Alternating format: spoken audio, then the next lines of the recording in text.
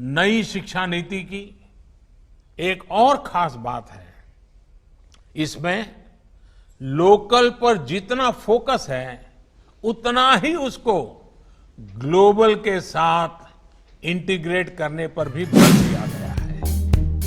34 বছর পর শিক্ষানীতিতে বদল, এই বদলে খুশি রাষ্ট্রীয় স্বয়ংসেবক সংঘ। তাদের বেশিরভাগ সুপারিশই মানা হয়েছে, এমনটাই বলছেন আরএসএস মন্ত্রীরা। এক দেশ এক ভাষা, হিন্দি ভাষা বাধ্যতামূলক করা নিয়ে আরএসএস পন্থীদের দাবি দীর্ঘদিনের। নতুন শিক্ষানীতিতে অবশ্য সেই হিন্দি চাপিয়ে দেওয়া হয়নি, বলা হয়েছে পঞ্চম শ্রেণী পর্যন্ত মাতৃভাষা বা স্থানীয় ভাষায় শিক্ষার কথা। जीडीपी के आधार पर विश्व के टॉप 20 देशों की लिस्ट देखें तो ज्यादातर देश अपनी गृह भाषा मातृभाषा में ही शिक्षा देते हैं। ये देश अपने देश में युवाओं की सोच और समझ को अपनी भाषा में विकसित करते हैं। 76 সালে শিক্ষাকে যৌথ তালিকাভুক্ত করা হয়। নয়া নীতিতে উচ্চশিক্ষায় একটি নিয়ন্ত্রক সংস্থার কথা বলা হয়েছে। নয়া নীতি নিয়ে তাই শিক্ষাকে কেন্দ্র নিয়ন্ত্রণ করার চেষ্টার অভিযোগ উঠেছে। নয়া নীতি বেসরকারীকরণে উৎসাহ দেবে বলেও সওয়াল করেছেন অনেকে। নয়া নীতিতে বলা হয়েছে শিক্ষাক্ষেত্রে বরাদ্দ জিডিপির 6% করা হবে।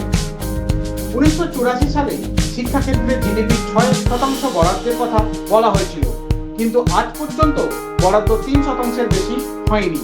कि 2014-15 में शिक्षा में हम 0.53% ऑफ जीडीपी खर्च करते थे, जो 2019-20 में घट के 0.45% ऑफ जीडीपी हो गया। एक तरफ तो आप 6% की बात करते हो। बड़ी समस्या है। पहले तो ये पुरानी समझ और पुरानी जो एजुकेशन की परंपराएं चली आ रही हैं, उनके दबाव से मुक्त नहीं हो पाया, उन्हीं के बोझ से दबी हुई पॉलिसी है। शिक्षा में गुणवत्ता आज की सबसे बड़ी जरूरत है, उसको किस तरह इंप्रूव किया जाए, उसके सुदृढ़ उपाय इस शिक्षा नीति में क्यों नहीं उल्लेखित किए गए हैं। दूसरा, जिन सुधारों की इसमें बात की गई है, जिन जरूरतों की इसमें बात की गई है, उनको कैसे हासिल किया जाएगा, इस पर पॉलिसी या तो चुप है या भ्रमित। पॉलिसी उस पर या तो कुछ नहीं कह रही है, या कह रही है तो ऐसा कह रही है जिससे समझ में आ रहा है कि कुछ समझ में नहीं आया पॉलिसी मेकर से। 1968 সালে প্রধানমন্ত্রী ইন্দিরা গান্ধীর আমলে আসে ভারতের প্রথম জাতীয় শিক্ষানীতি।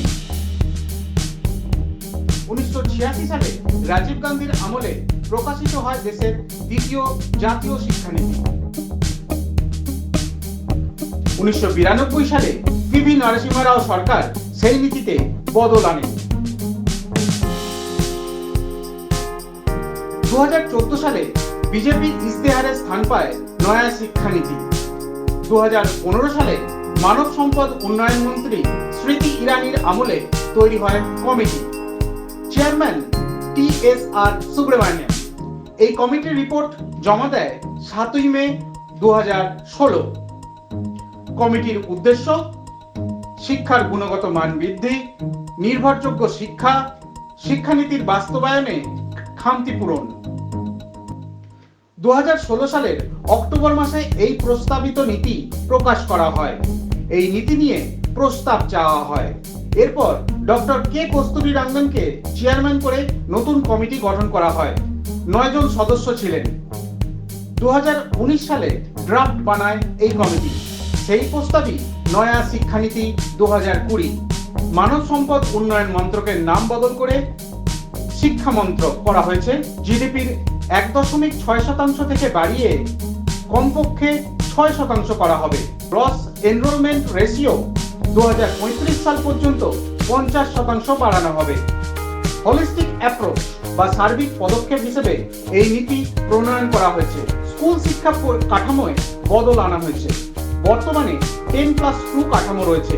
10+2 এর কাঠামোকে ভেঙে 5+3+3+4 কাঠামোয় পরিবর্তিত করা হয়েছে।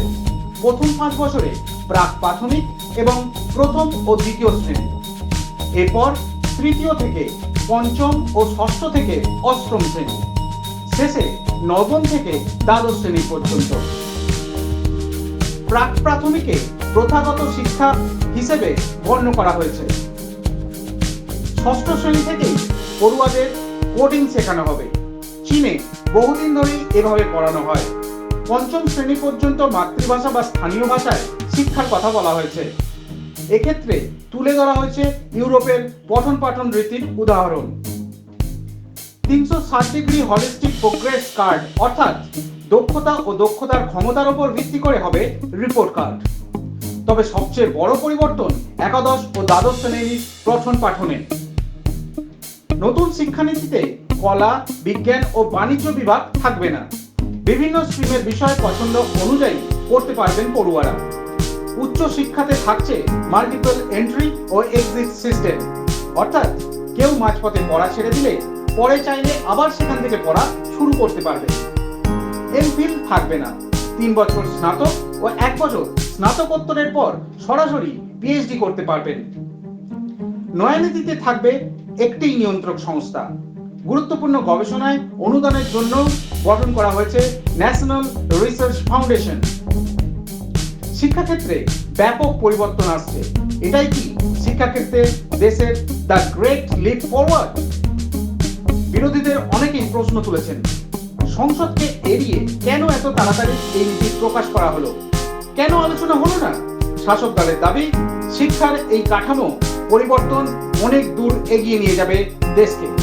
The input.